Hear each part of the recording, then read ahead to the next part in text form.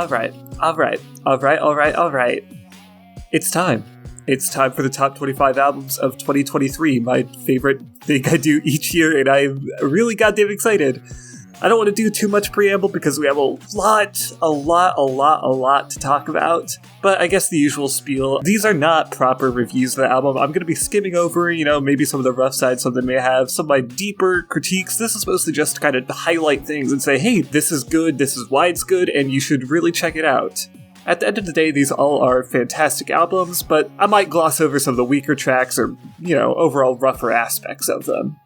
And normally this is the part where I'd say that, don't take this list too seriously, it's just my opinion or whatever. But this year, no. I consulted with all the experts, I've talked to all the critics, talked to everyone, and this is the official list of 2023. This is the list, so if you disagree, go fuck yourself. And finally, before we begin, I should clarify, I'm doing things a little differently this year. The first 5 albums I'm going to be talking about in a sort of rapid-fire way, just because as I found myself putting together these lists, I just didn't really have much to say about them, for whatever reason that may be. Some I just didn't really have much to add to, some I just didn't spend enough time with this year, but I still felt that all of them were good enough to go to the list proper, and not just an honorable mention section, which there still will be, by the way. But yeah, so that's going to be kind of rapid fire, quick name off, and the top 20 will be what you're more used to from these kinds of lists. Okay, I think that's good. I think that's everything. Let's get it started. Bop, bop, bop, bop, bam.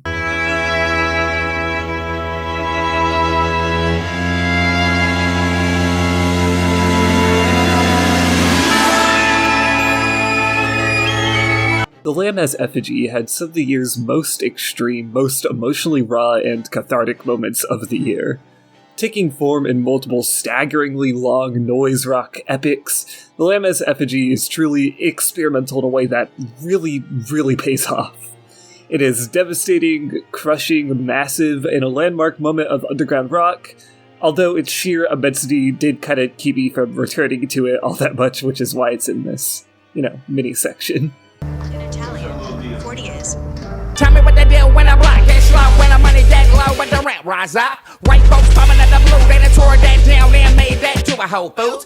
Quaranta is another banger from Danny Brown, showing he still has his abstract hip-hop game down pat. It's an extremely personal, occasionally very raw project that showcases some fantastic production and some of Brown's best bars to date.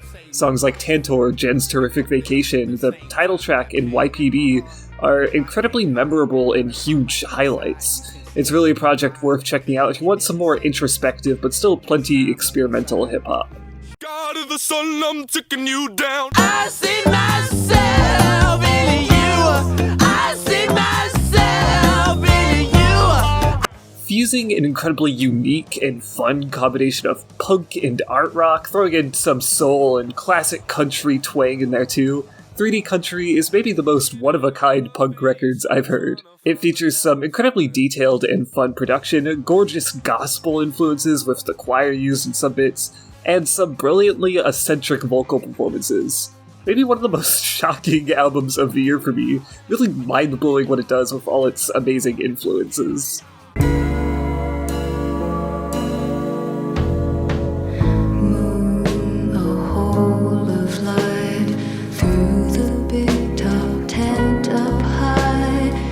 The Land is Inhospitable is maybe the first Mitski album I feel like I totally click with. It shows her going in a more Americana-influenced direction, throw in with that a bit of gorgeous chamber pop, and even countrypolitan, and it's not hard to see how this feels like one of her most inspired projects yet. It's gorgeous, it's sad as hell, and it has some of her greatest performances and builds to date. Just an incredible home run, especially for an album most people thought was just not gonna happen.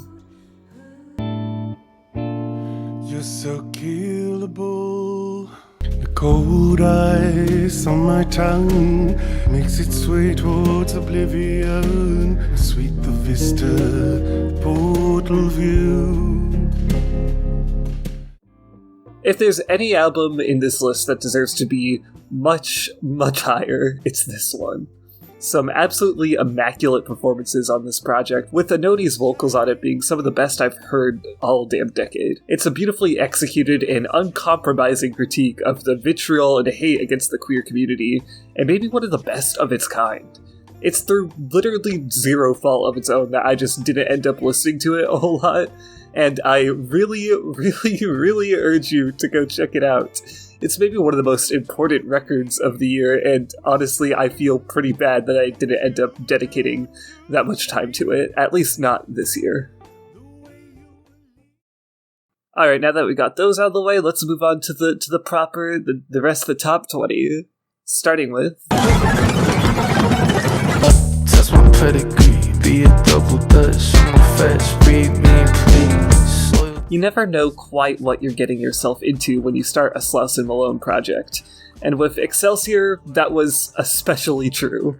Despite leading with some of his most accessible and straightforward singles, Excelsior seems just as, if not more, puzzling than ever before, ditching the abstract and eclectic hip-hop of A Quiet Farewell in favor of a sound that's somehow even harder to define. It exists at a crossroads of indie pop, singer-songwriter, ambient, neo-soul, R&B, psychedelia, and electronic. And there truly may be no other record really like it in existence. The album is structured like an ever-expanding, changing, and evolving stream of consciousness. It's not really a stretch to say the album feels like it's constantly moving away from you, every glimmer of understanding immediately torn away and replaced with a whole new puzzle to figure out. But that doesn't mean it's unable to deliver genuinely beautiful, meaningful moments. Through the murky, glitchy waters that Excelsior inhabits, Jasper Marsalis is more free than ever to deliver beautifully impassioned performances. Singles Half-Life and Voyager see Malone at his most vulnerable, croaking out desperate pleas for love, comfort, and stability. Meanwhile, opener The Weather drowns in its own ambience, with Marsalis giving a drowsy, subdued, yet nonetheless poignant vocal performance with his usual cryptic lyricism. There are so many uniquely beautiful moments on this record, I'm not joking when I say it's an absolute nightmare to describe. You'll hear drifting, dissonant horns on one track before being greeted with dub music on another, before taking a swift turn into psychedelic folk on the next. But it's all treated with so much respect, so much care and precision is put into each piece of the seemingly never-ending puzzle, that awe is really the only reaction that can be elicited. It's an absolutely gorgeous record, and while I can't really make sense of a lot of what's going on here, as usual, Malone makes the search for meaning inside his work incredibly worthwhile.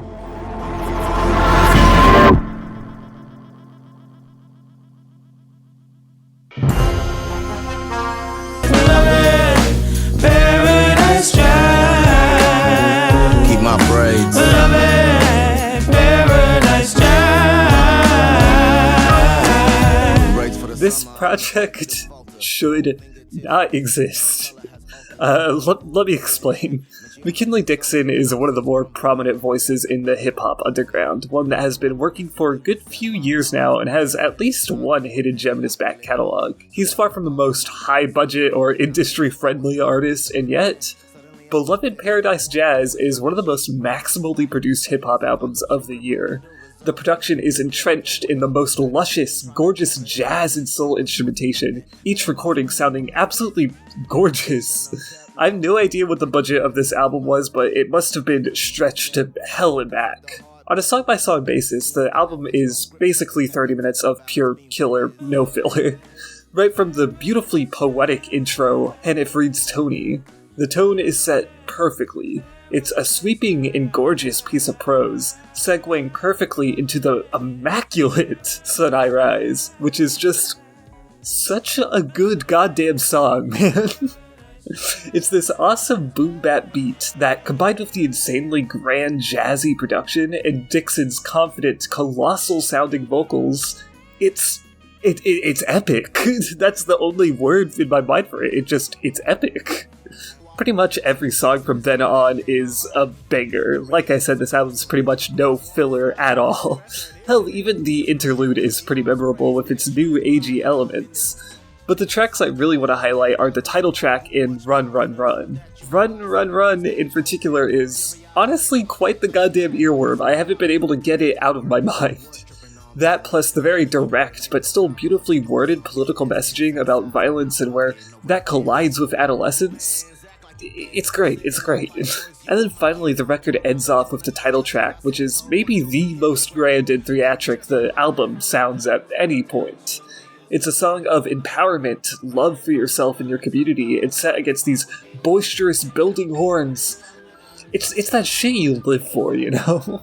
For what's just a 28-minute album, Beloved Paradise Jazz packs so damn much. So please don't miss out on it. It might not be the biggest, most well-known project, but it's one that really blew my expectations out of the water. Don't sleep on McKinley Dixon. When he's huge in a couple years, you'll really regret it.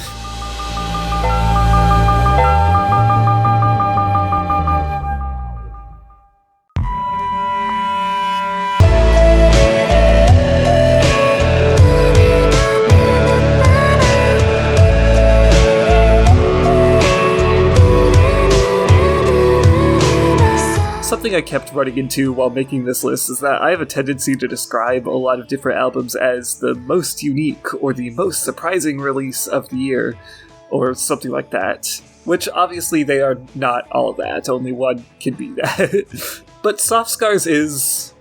well, okay, it's not the most unique album of the year, but it's an album I am shocked has not existed until now. The aesthetic concept behind Soft Scars is not complicated. It takes the glitch pop Yule has already been pretty well known for and cuts it with the harsh guitars and distortion of shoegaze, forming a dream pop album unlike any other I've really heard. Soft Scars is a masterclass in genre combination, an album that pulls off all its influences not only seamlessly, but with insane style. Take Sulky Baby, probably my favorite track off the album. It lures you in with its glitchy, weird, otherworldly, and sickly sweet intro, before slowly introducing these elements of indie rock, sludgy guitars, droning noise, the works. But it never quite loses that sweet pop flair, that pure catchiness and fun. And I think that's kind of the key to a project like this. It goes into a lot of dark places lyrically and tonally, but it still never really loses track of what it is. It feels expansive, exploring a whole world of surprisingly emotionally effective songwriting while feeling comforting and bright at the same time. A good few of the songs off this are some of the catchiest of the year. XWX, Sulky Baby, Daisies, Aphex Twin Flame, Software Update. The songs here are all incredibly diverse as well as they are just catchy, and the added heaviness from the rock elements gives the record a lot of fantastic texture as well as just juxtaposition to the glitch pop elements. It's such a good idea. I really can't believe an album like this that hasn't really existed before. It is incredibly forward-thinking, clever, and it's just another banger from Yule, and it lays the groundwork for even more fantastic music in the future.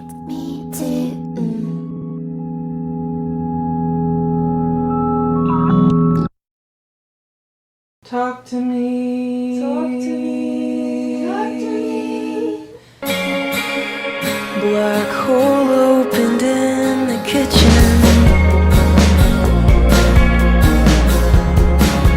The record is not a surprising album.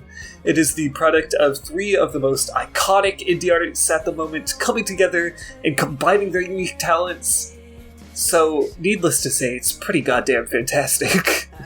Kicking off with a beautiful a cappella track before segueing into some incredible indie pop rock, the record wastes no time getting you into the hits. $20, Emily, I'm sorry, Cool About It, Not Strong Enough, some of the best indie hits of the year within the first half of the album alone. Not Strong Enough in particular is just one of the best songs any of them have done ever. It's a multi-phase jam that packs so much emotional variety into just under 4 minutes, it's great. And then there's the second half, which, while not necessarily having the biggest hits of the album, still packs an incredible emotional punch. Leonard Cohen, We're in Love, Letter to an Old Poet, amazing track after amazing track that take a bit more of a stripped-back approach to the band's sound. The record is a resounding success. It's not hard to see why it's gotten all the accolades it has recently. It is consistent, fun, emotional, and cathartic as hell. And getting to see all these legendary singer-songwriters come together to create something this consistently amazing, it's absolutely beautiful.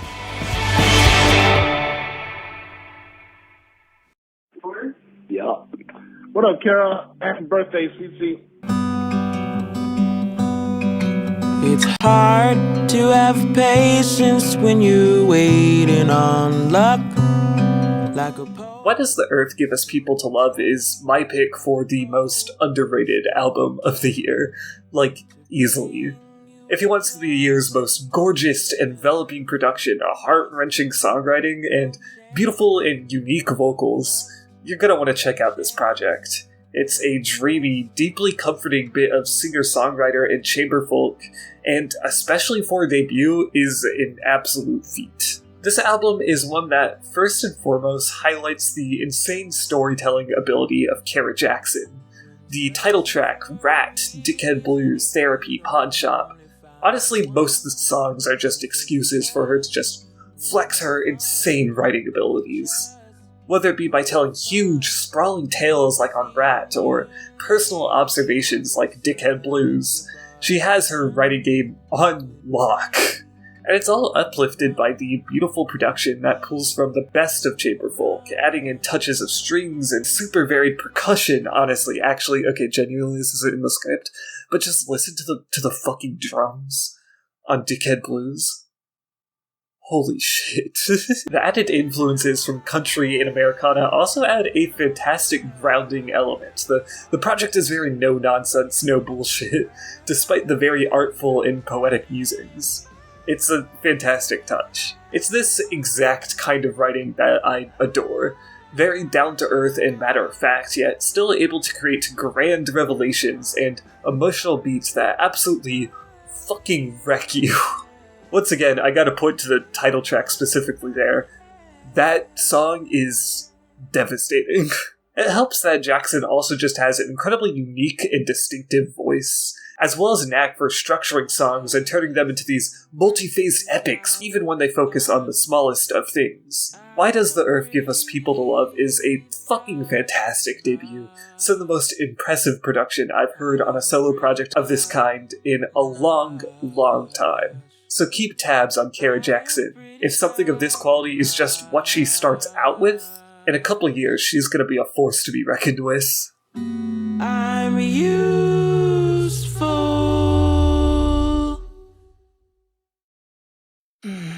That feels good. That feels good. That feels good.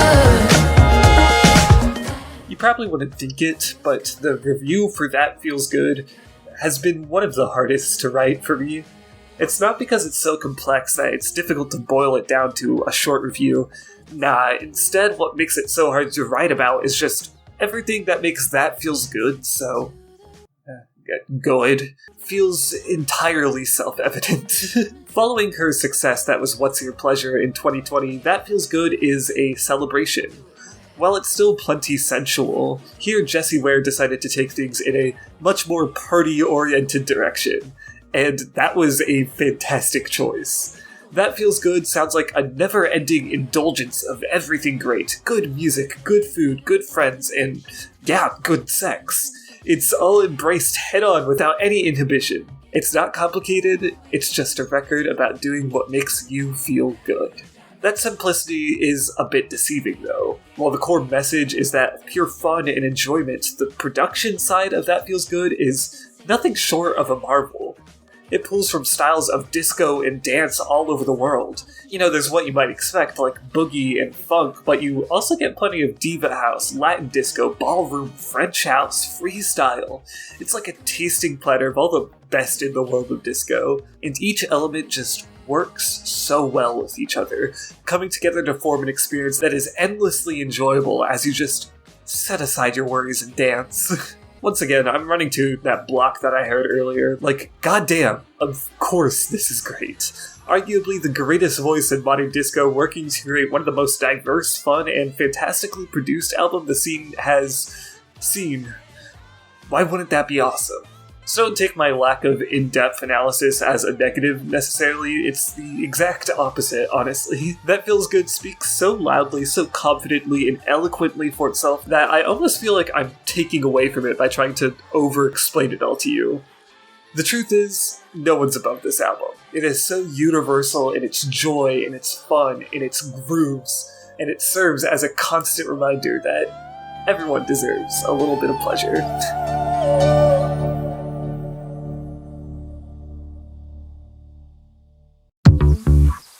It's just smoke.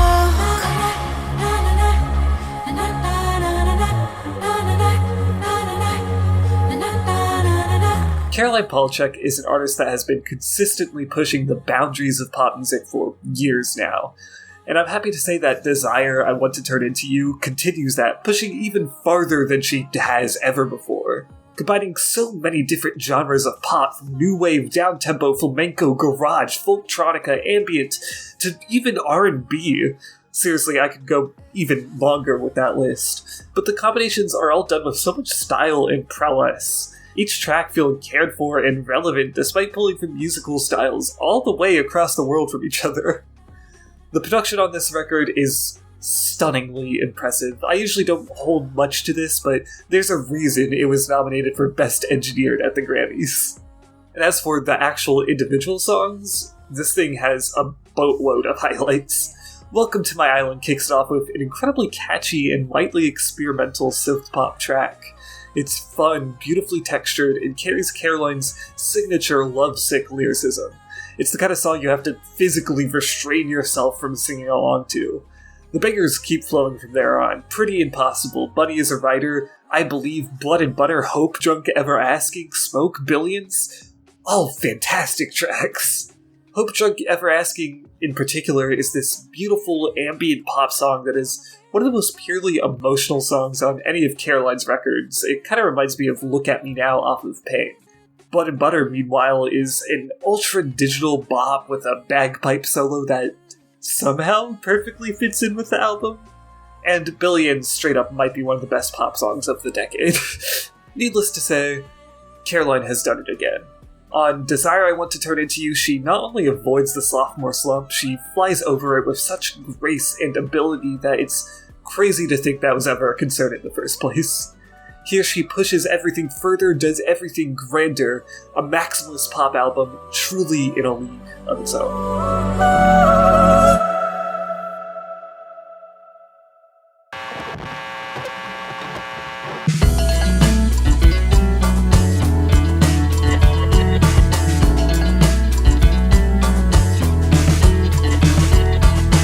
There are a few words to describe a project like Girl with Fish that don't make it sound lesser than it is.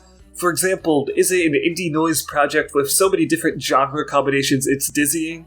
Well, yeah, sure. Is it one of the most abrasive and simultaneously sweet albums of the year? Totally. Is it incredibly dynamic, fun, unexpected, and consistently fresh? Just about. But, truth be told, none of these one-liner descriptions come even close to exploring the depths of this project, despite it only being 26 minutes long. From track to track, you're greeted with a beautifully abstract, sometimes kind of off-putting lyricism by frontwoman Lydia Slocum, in a voice that rests just above the often noisy, saturated instrumentals. It's an absolutely breakneck experience, too. From song to song, you are hit with more and more from each and every direction. While a track like the opener, Freak, might hit you with some distortion-caked guitars, meanwhile, just a few songs down, Heaven will serenade you with dreamy indie pop, all before Sweet pummels you all over again. It might surprise you to hear, having said all this, that somehow the band manages to keep the experience pretty consistent in tone and quality the whole way through. Because yeah, while things may shift from slacker rock to twee pop to breakbeat to metal, the spirit of light, unburdened fun permeates the entire project. It's what ties the whole thing together. The dedication to just getting a bit silly with it really puts it above your average noise pop experience. It's explosive, messy, and all over the place, but its fundamental qualities are so solid that you can't help but just have a huge smile on your face the entire way through.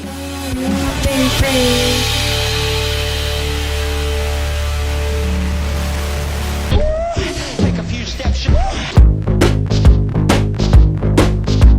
I want your shield. I want your weapon. Give me that bulletproof vest. And don't forget. Young Fathers have never been afraid to make some of the most bold, out there, artistic statements around, whether it's mind-bending hip-hop, electronic art pop, soul, R&B, indie music, the list goes on.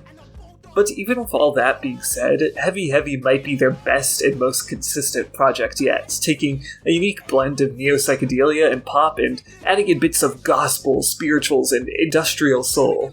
Heavy Heavy might just be the most unique record you listen to all year.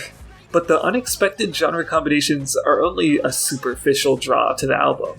What's most important is just how successfully Young Fathers pull it all off. Right from the get-go, you're greeted with a slightly lo-fi but still lusciously produced psychedelic jam featuring rapturous vocals, heavy beating rhythms, and a slew of ever-evolving instrumental patches. It's an absolutely joyous and transcendent track, one of the most refreshing of the year, and the album never really loses that momentum. I Saw, Drum, Geronimo, Sink or Swim, and Holy Moly are tracks carried by their blissful aesthetic, backed up by positive, if somewhat apocalyptic, messaging and a whirlwind of influences that leave you with little room to even process them. By the time you've locked into the carefree chorus of Drum, it's already switched over to the heavenly Tell Somebody, and by the time you've been converted to Tell Somebody's religious aesthetics, well, you get the point. It's an album that pulls out all the stops. It's entirely maximalist and committed to its own otherworldly sonic palette. It feels truly transcendent, like music made by some divine inspiration, and more layers get uncovered every time you revisit it. So, if you haven't, and if you're someone who likes their music a bit unexpected and remarkably different, do yourself a favor and check out this new Young Fathers record. It's brisk, unique as hell, and thoroughly detailed. Genuinely a sonic experience like none other.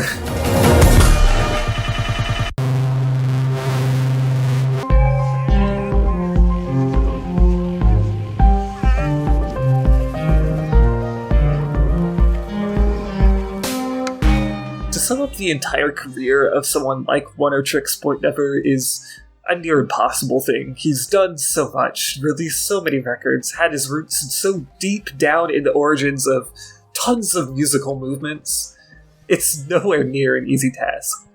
And yet, on again, Daniel Lopin tries to do just that, and the results are fantastic.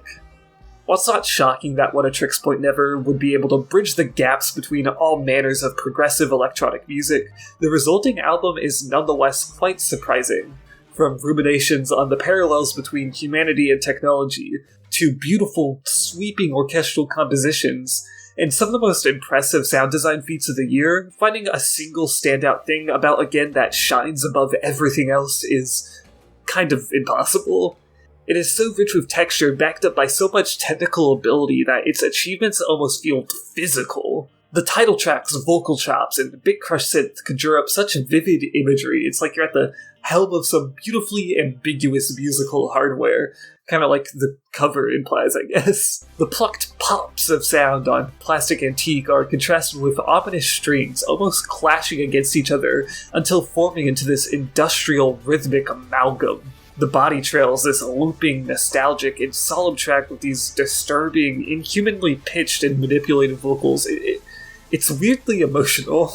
I guess that's part of what makes the record stand out for me. For as superficially cool as it is, as out there as the sound design can be, and for as many touchstones of Daniel's career are mentioned or incorporated, it's also just a viscerally emotional experience. Tracks like World Outside and A Barely Lit Path manage to be both dystopian and endlessly hopeful, leaving you feeling both lingering dread and joy. Ubiquity Road, Elsewhere, again, Nightmare Paint, all tracks that manage to leave a unique impression on you without even having vocals on them. It's impressive, it's beautiful, it's haunting, and tangibly emotionally effective. So I guess, with all that considered, it's no surprise that it's a What Are Tricks Point Never album.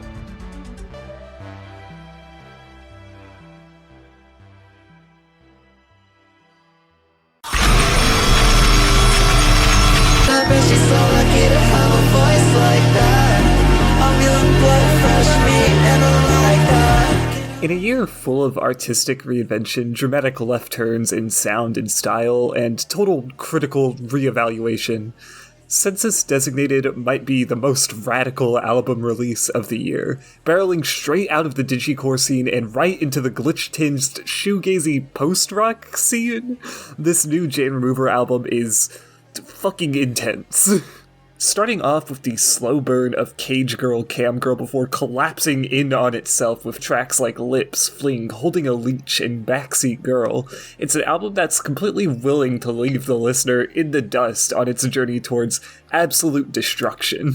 The tracks here are not only emotionally devastating, but musically as well, with each wall of feedback and noise feeling like the result of years of bottled up emotion all spilling out at once.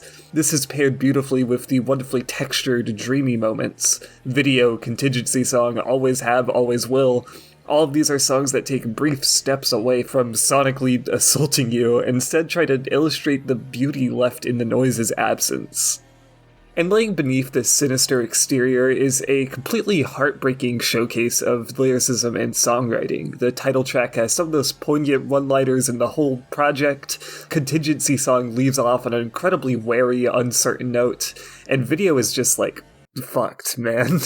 But for as dark and occasionally depraved as the lyricism can get, never does it feel like it's played just for shock. It is a brutally honest, sad collection of songs with the proper amount of distortion and saturation to match. Census Designated is a beautiful album. Beautiful in different ways than the average album, sure, but beautiful nonetheless. It's a harrowing, brutal, and violent left turn into a whole new style and aesthetic, and a fantastic one at that.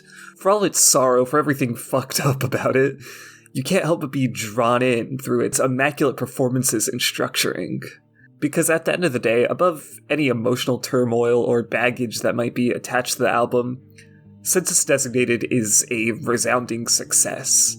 Just the fact that it's here, the fact that we're able to listen to it, and the fact that it's as good as it is, it's an incredible feat, and nothing can take that away.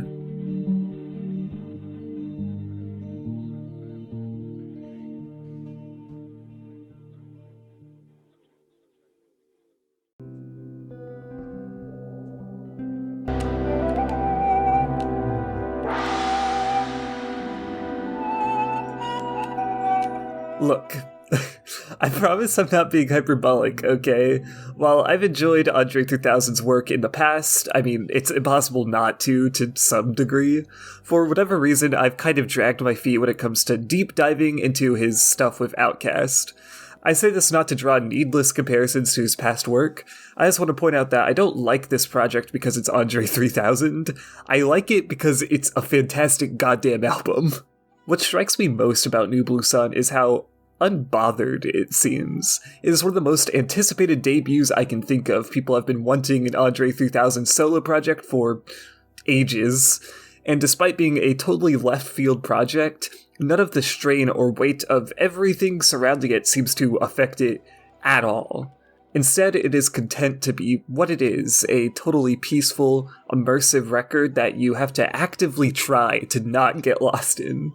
From the longest, most winding tracks to the shortest tunes on this project, there is near constant experimentation with all the different elements in the mix. Andre blends new age synths with his electronic flute and jazzy textures on tracks like the slang word pussy and 93 Till Infinity.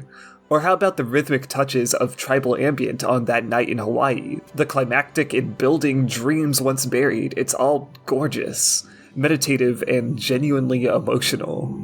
Like, it's hard to quantify how this project makes me feel, honestly. Sitting down for nearly 90 minutes isn't something I'm usually pumped to do for an album, but this project is so intoxicating with its sounds that it feels like no time at all. Dare I say there are moments that could go on for longer. But the bottom line is, this album is hauntingly beautiful. Despite everything about it being quite a tough sell, it manages to defy everything you'd think could go wrong with it, and it seemingly does that without even really realizing. Effortlessly confident in its sound, unconcerned with the world around it, New Blue Sun sounds like a break from it all. A breath of fresh air, a musical moment that lets you take a second to yourself and fall in love with the art form again. And I think I kinda needed that this year.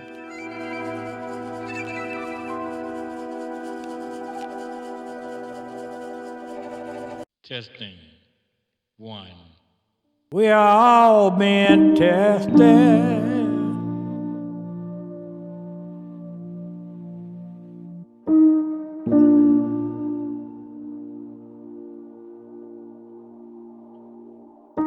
Oh Me, Oh My feels like a once-in-a-generation album, and I'm kinda shocked there hasn't been more buzz around it, taking cues from ambient, chamber music, down-tempo, and jazz to form a soul experience covering decades of abuse. I don't know, it just feels like more people should be on this. Everything on this project, from the deeply detailed, cold production to Lonnie Hawley's eccentric and impassioned vocals, is honestly pretty much perfect. Hawley is able to illustrate such a vivid picture of pain, hurt, and racial injustice using such minimal elements that just thinking about it, I'm in awe. Mount Megs, for example, what an absolutely beautiful, devastating track, meticulously detailed and filled with rich and poetically blunt spoken word passages over a bed of cacophonous horns, distorted guitars, and droning strings. It is a distressing track that builds and builds and builds as the turmoil, the suffering on display becomes near suffocating. Rarely is a sonic experience this effective at communicating a raw, visceral, emotional experience. Plus, it has probably the best amen break drop I've ever heard. And this is true across the board for the album. It is fantastic at getting across a raw, emotional truth at the core of its messages. But it's not all despair. Granted, while a lot of it is understandably occupied with its trauma and bleak present, a lot of the songs still somehow manage to have faith that things can get better. If we will get lost, they will find us, places hope in a higher power. I Can't Hush resolves to never quiet down, never shut up. I Am Part of the Wonder revels in the fact that we are here, alive at all. And Earth Will Be There assures that there will always be a home for us somewhere. This kind of album is a little antithetical to this style of review, you know? It's an album that deserves to be taken seriously as a fully realized, fully beautiful piece of art, which is hard to do on a, top 25 list. But I hope I at least got part of the message across. This thing is fantastic. It sounds beautiful. The way the jazz and soul elements combine form incredibly funky, groovy tracks that contrast sharply with the dissonant ambience of others. So overall, this record is really worth sinking your teeth into, figuring out, and studying. It's a masterclass in everything it seeks out to do.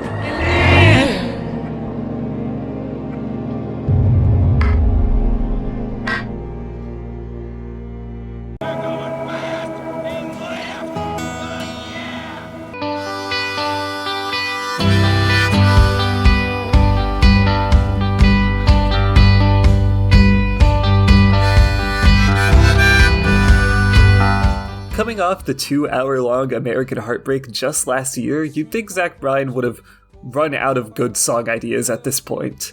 But no, instead he's back, and this time with what may be the new standard of an entire subgenre.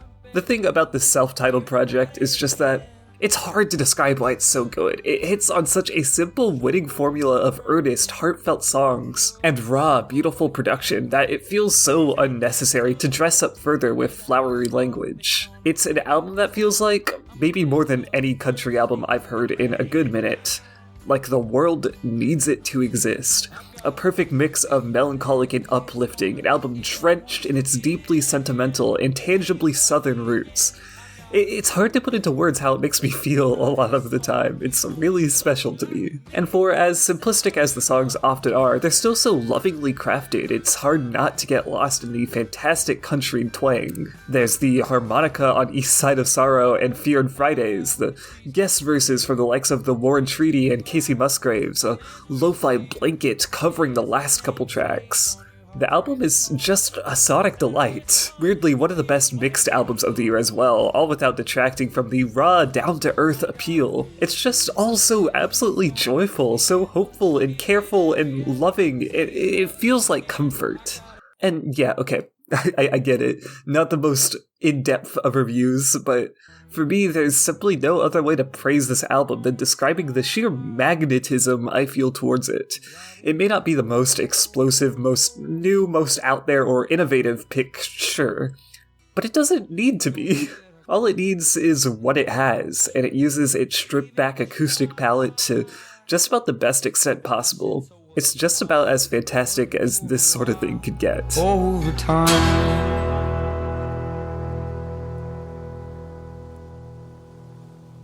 $1 million.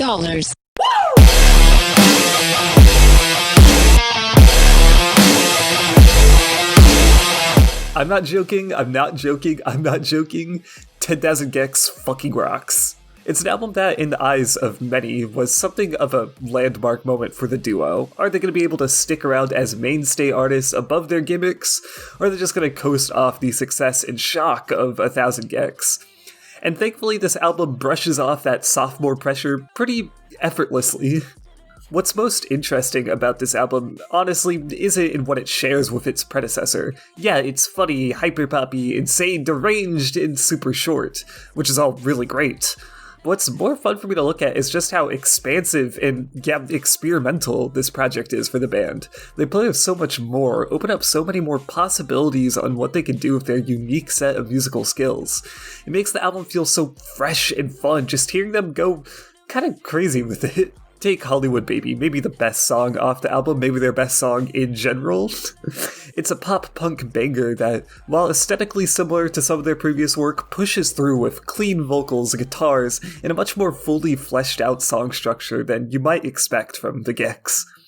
Or how about Doritos and Fritos? It's a dance punk jam with an ultra-funky bass and absurdist lyrics that complement the zany atmosphere fantastically. Frog on the Floor has become a fan favorite for being just the silliest song imaginable, but it's played pretty straight. Like, yeah, the song takes on a ska for kids kind of vibe, but there's so much genuine fun and unironic heart put into it that you can't help but sing along. Pretty much every one of 10,000 Gex' 10 tracks is an absolute stunner.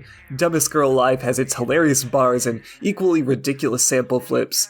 757 is a light-speed hyperpop classic, Billy Knows Jamie is a shockingly epic nu metal banger, so on and so forth.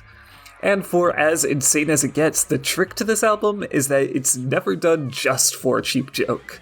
Like, yeah, it's a hilarious album, but the styles pulled from and referenced here are approached with love and care, somehow. It leads to things that absolutely should not fucking work, sounding way better than you'd ever expect. So yeah, maybe it's not that weird that's this high up on the list. It fucking rocks. I'm just an avatar of someone I've invented!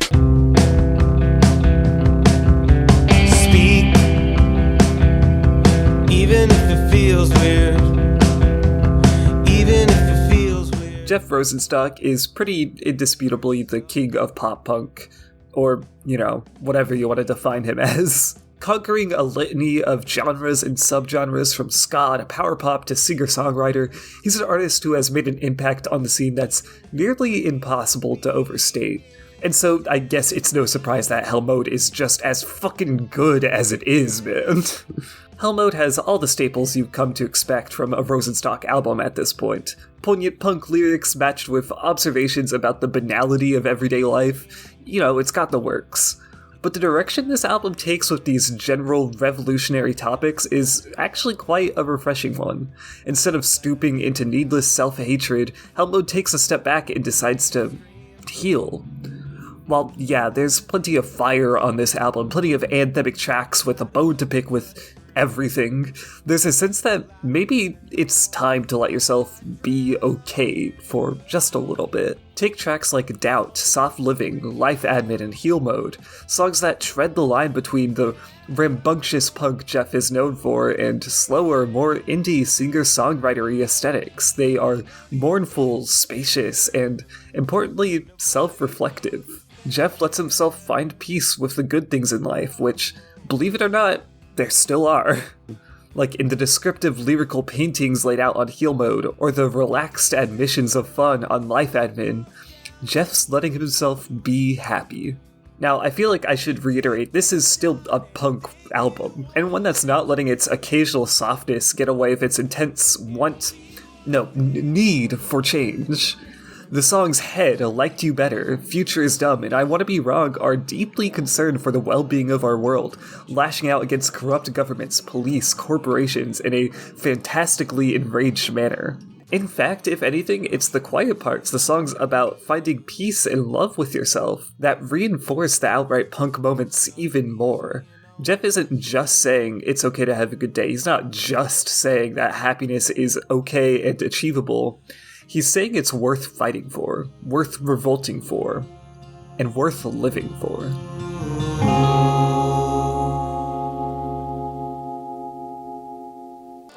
Guys, listen to your prom king. Look at what we did together.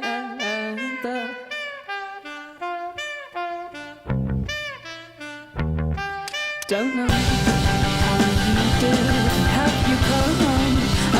It feels weird to say it, but if you had asked me at the start of the year, I probably wouldn't have predicted that Black Country New Road would be anywhere near the top of my list.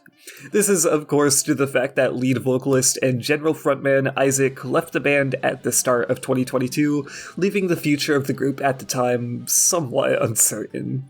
But I am more than happy to report that, indeed, despite what I may have thought, BCNR is going just as strong as ever. Live at Bush Hall is, like it sounds, a live album, compiling 3 different performances at Bush Hall in London, but unlike the average live album, it is 100% new material. A risky move, sure, but one that gets to showcase the immense amount of chemistry the band has. With vocals trading off on pretty much every song, cycling in between members Lewis, May, and Tyler, each song feels like a unique peek into what makes the band tick. For example, May's songs tend to be whimsical and progressive. The Boy and Turbine/Pigs are these massive, sprawling fables, almost seeming straight out of a Joanna Newsom album at points. The band's art and chamber pop influences unfurl beautifully here, accompanied by May's dreamy, gentle vocals. They manage to be some of the most imaginative and creative tracks of the band's whole discography. Meanwhile, Tyler's songs, holy shit. From the opener Up song to the closer Up song, Tyler brings a consistently passionate and delicate sound to the record. Her lyricism is devastating and cuts just as deep as any of the band's most emotional material in the past. Laughing Song has one of the most tear-jerking moments of the entire project, and it's literally just the album's track list. But for every delicate, on-edge moment, there's triumph, there's catharsis. The defiant opening track, Up Song, is a fantastic example of this. Its repetitive horns setting the foundation for a beautifully exciting and fun meta-commentary on the best friend status of the group. And Lewis's tracks round out the project with their lightheartedness. Across the Pond Friend is a deeply pleasant and upbeat song about finding love overseas, a beautiful breath of fresh air in between the art-rocky I Will Always Love You and emotional Wrecking Ball laughing song. The Wrong Trousers, on the other hand, is slightly more downtrodden, yet it still sets itself on hope, keeping its chin up through the shaky ground it stands on. And on top of all this, the distinct personality, songwriting expertise, and beautiful variety, this thing just, it sounds so goddamn good. Despite being fully live, one take, imperfectly recorded, it sounds nearly as good as any studio-produced project of the year. The mixing, engineering, and production are a fucking marvel. It should absolutely not sound this goddamn clean, but it does. And it's great. So, all of this to say, BCNR is not going anywhere. They are still at the absolute top of their game when it comes to songwriting, creativity, and just making damn good music. Despite being such a risk, such a bold statement, this project sounds like the band is in a comfortable spot, maybe even more than ever before. And from that comfort, that expertise, we get another banger album.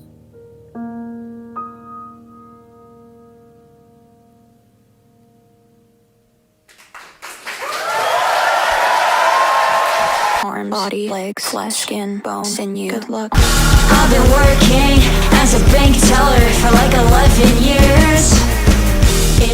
There's so much to say about Wallsocket that it's genuinely difficult for me to know where to start off. It's an album that's such a big jump in quality of production, vocals, concept, execution, and especially songwriting, that as someone who has already been an Underscores fan for a minute now, I'm just left in awe. Pulling only somewhat lightly from April's catalog of hyperpop and EDM, Wallsocket instead takes a turn into the world of new rave and high-concept indie-tronica, a sound that's nailed absolutely perfectly. The production on this project is some of the most unique and earwormy of the year, twisting dozens of influences from rock, singer-songwriter, and electronic into a singular pop vision that still isn't afraid to dive into some highly experimental territories. The opener, Cops and Robbers, for example, is an absolute banger of an opening track, starting off with this low-key guitar before quickly diving into some intense, punchy electronics that elevate the track from good to fucking great. Along with this, the storytelling on the song is unbelievable, being this insane, bouncy tale of bank fraud, which is only the tip of the iceberg in terms of conceptual lyricism on display in this project.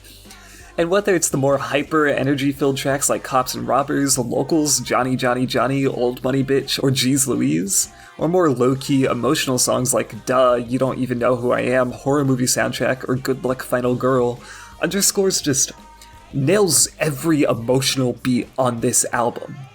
With that said, I want to focus for a second on those lyricism-focused tracks, because they're just as fantastic as the upbeat ones. You Don't Even Know Who I Am is an absolutely harrowing tale of obsession and longing. Uncanny Long Arms is this self-referential electronic nightmare song with one of the most gratifying lyric drops I've ever heard. Like, that last fucking verse? Get real. And the finale, Good Luck Final Girl, is an absolutely beautiful closer that wraps up everything in the album's extraordinarily complicated lore, all while feeling like a gentle, if bittersweet, letdown to the mammoth story that just unfolded. I could probably talk about certain tracks from this album for hours. I barely even touched on some of my favorite songs on here. Locals is straight up my favorite song Underscores has ever released, and I, mentioned it once.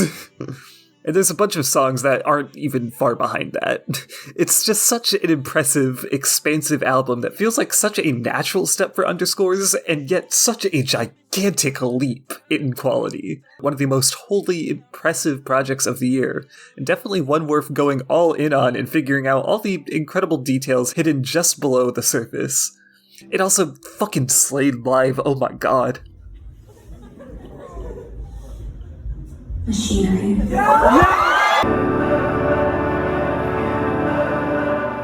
Cause I really wanna know, will anybody ever love me? Is there a need for me to introduce Sufjan Stevens, creator of some of the most celebrated, legendary folk and singer-songwriter projects of our time? You know, that guy? In fact, he's so consistently fantastic, ambitious, and prolific that it feels almost ridiculous to say that his latest project, Javelin, is his best in nearly 2 decades. The world of Javelin is a decidedly downtrodden one, full of heartache and melancholic mourning. But built on top of this general mood, this core of longing, is some of the most beautifully textured folk music to be released in good long while. Sufjan's voice floats gracefully above a bed of minimal synths, cascading, enveloping strings, and gentle, incredibly lush and soft guitars that come off like a ghostly whisper, carrying the tracks along. Combine that with some tastefully heavy percussion, slight electronic tinges, and absolutely heavenly chorus vocals. This is straight up one of the best sounding records of the year and maybe the decade. And God, the way this album builds, Don't even get me started. The builds on this album are fucking fantastic. It strikes a balance in between the stripped back, near ambient nature of something like Carrie and Lowell, and the maximalist age of odds where the substance was in the monstrous song structures. Here it finds a more comfortable middle ground, resting in and iterating upon its best ideas, its most beautiful moments, all without detracting from the rest of the song. Goodbye Evergreen, fantastic opener, holy shit, maybe the best on the album. It's hard to say, but god, this track is so fucking good. The way that electronic beat comes in at the end and just fucking picks up the entire song, giving it this driving, fast-paced feel, the building and mounting vocals, everything all coming together at the end. Oh my god, it's sad for sure, an emotional gut punch, especially when you factor in the context of the album. But beyond that, it feels like a release. A grand exorcism of emotion all rushing out and culminating into the most broken up, beautiful version of itself it can be. And everything I just said about that track pretty much applies across the board. The singles, perfect. Will Anybody Ever Love Me in particular is just one of the best songs released this decade, maybe the best. Deeper cuts like My Little Red Fox, Shit Talk, There's a World, and Everything That Rises are just as good, carrying such a sincere beauty all while effectively communicating Sufjan's unique brand of writing. It's difficult to do an album like this justice in writing. It's an artist who has proved himself countless times, who has bared his soul to the world over and over, doing it once more and arguably better than he has in a long time. And I am just so happy he's still doing it.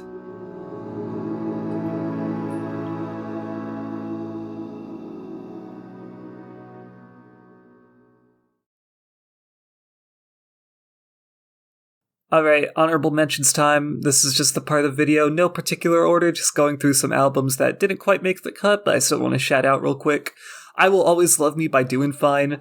Doin' Fine goes like soul with some like jazz rap stuff on here. It's crazy, it is left field, but also just done incredibly sincerely and incredibly well. Doin' Fine is one of the most exciting artists in the underground right now, as is the whole Crash Blossoms clique.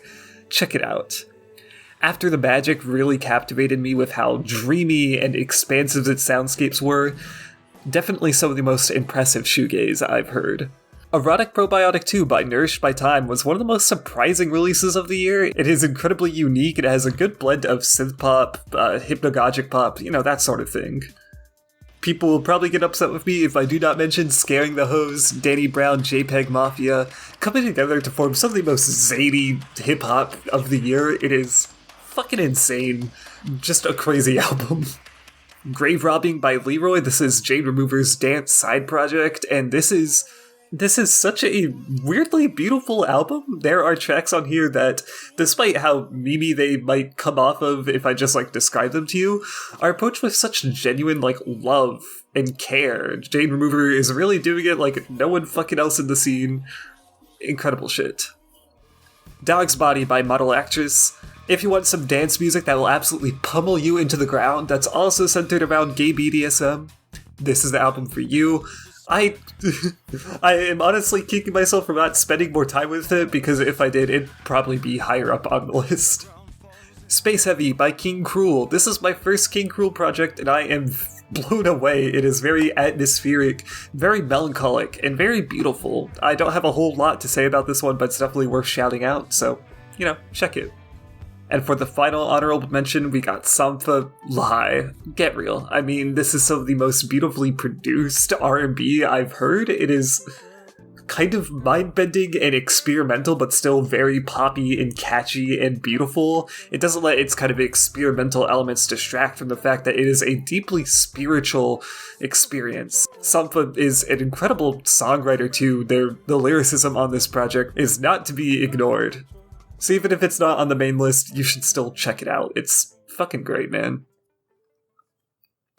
And finally, we're at the number one, best album of the year, my favorite album of the year. Once again, if you know me, if you've talked to me, this is not a shock. If you've talked to me at all about music that's come out this year, you will know what this album is. It is...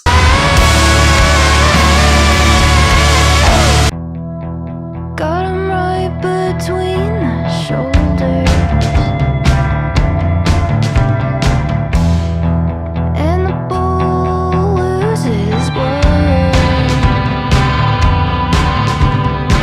I'm at a loss at how to really properly explain my fixation with this album. It struck a chord with me in a way truly unlike any other project I've heard. Not that it's necessarily doing the most out there things, it's a pretty straightforward mix of noisy slacker rock and country, but the way it does it really mesmerizes me. As someone born, raised, and still living in the state of Texas, a country album that so accurately paints a picture of the environment I grew up in and around is truly rare. Hell, any art, for that matter, that accomplishes that feeling is difficult to find.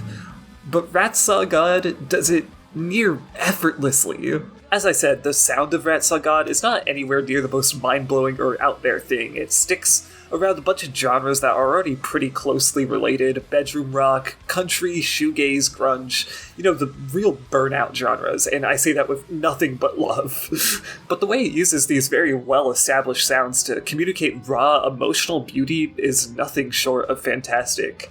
It's an album all about the small mundanities of life, the tiny quirks that become staples of a place you've lived at for a while and have become comfortable with. The opening track, as well as the closer, are pretty much just descriptions of different small towns. The putrid smell of wet grass in the sun, a dresser on the curb you decide to pick up and take with you, a fallen sign down on the highway.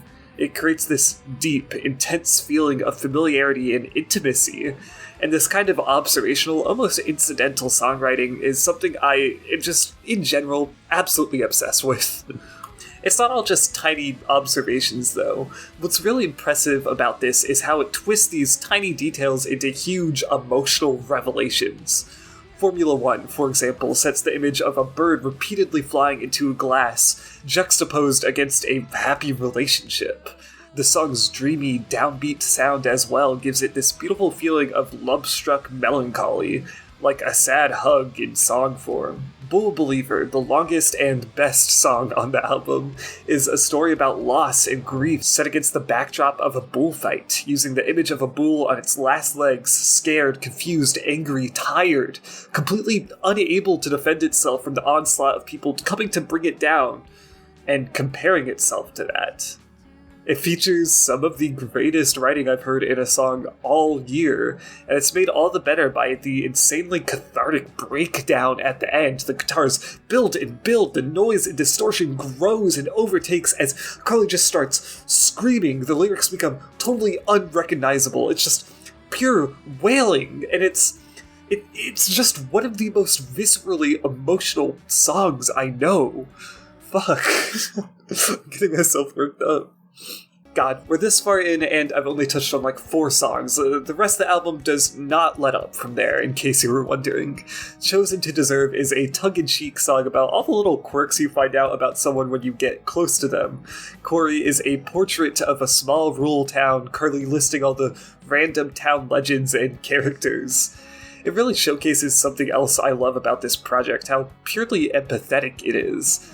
It's just really sweet to hear an album that shows so much love and care when portraying even some of the weirdest and particularly southern features of the places it describes. Carly's lyrics are constantly aware of the underlying sadness and loneliness that hides even behind the most oddball of people and places. It's just really nice to hear. Meanwhile, Turkey Vultures is another emotional wreck of a song. It's a super lo-fi track that features this repetitive guitar that builds and builds, perfectly underscoring and bringing out the sadness in Carly's vocals. And what's so funny is a beautiful, calming track that still packs a punch with just how matter-of-fact its sadness is. I can't stress how rare of an album this is, how rare of a band this is. Even my favorite albums, your Blondes, your Igors, Hounds of Love, Volcanic Bird Enemy, the whatever you want to say. None of these albums are able to capture the pure emotional relatability of a project like this. None of them feel like they encapsulate the feeling this gives me. Hell, not even a lot of my favorite country albums are able to do that.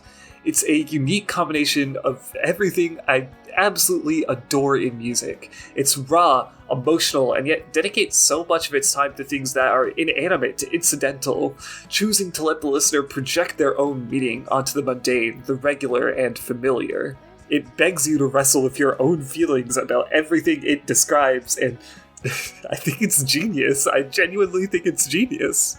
So yeah, it's my favorite album of the year, and to be honest, it's hard to imagine how an album that means this much to me couldn't be. That's it. Oh, that's the video. Fuck. I hope you liked it. Please let me know your takes on some of these albums, what your, favorite albums are, all that stuff. Not comment baiting. I just feel like if you gotten this far, I deserve to hear back from you a bit.